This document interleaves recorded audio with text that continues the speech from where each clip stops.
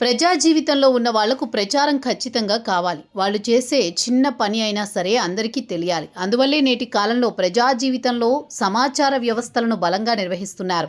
దీనికోసం చాలామంది వ్యక్తులను నియమించుకుంటున్నారు.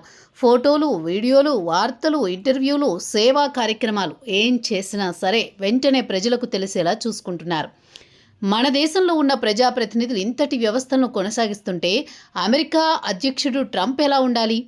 అంతకు మించి అనే స్థాయిలో ఉండాలి కదా. అందుకే ట్రూత్ అనే సోషల్ యాప్ వాడుతుంటారు ట్రంప్. పైగా ప్రతి విషయాన్ని వెంటనే ట్రూత్ ద్వారా ఆయన బయట పెడుతూనే ఉంటారు.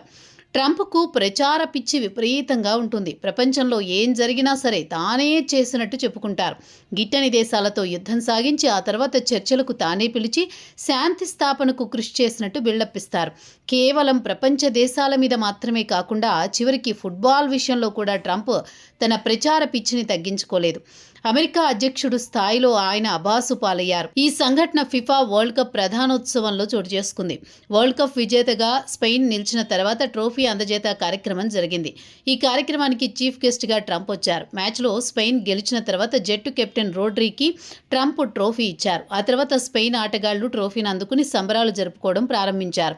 అయితే అప్పటికి ట్రంప్ పోడియం మీదే ఉన్నారు. కెమెరా ఫ్రేమ్లో కనిపించడానికి ప్రయత్నాలు చేశారు. ఆ సమయంలో స్పెయిన్ ప్లేయర్లు కాస్త ఇబ్బంది పడ్డారు. చివరికి స్పెయిన్ కెప్టెన్ ట్రంప్ చేతిని పట్టుకుని పక్కకు వెళ్లమని సూచించారు. దీనికి సంబంధించిన వీడియో ఇప్పుడు సోషల్ మీడియాలో విపరీతంగా దర్శనమిస్తోంది. ఫోటోలకు ఫోజులు ఇవ్వడానికే ట్రంప్ అక్కడ నిలబడ్డారని సోషల్ మీడియాలో విమర్శలు వ్యక్తమవుతున్నాయి. ట్రంప్ ప్రచార పిచ్చి పీక్స్లో ఉందని, చివరికి దీనికి కూడా వదిలిపెట్టలేదని నెటిజన్లు సోషల్ మీడియాలో విమర్శలు వ్యక్తం చేస్తున్నారు.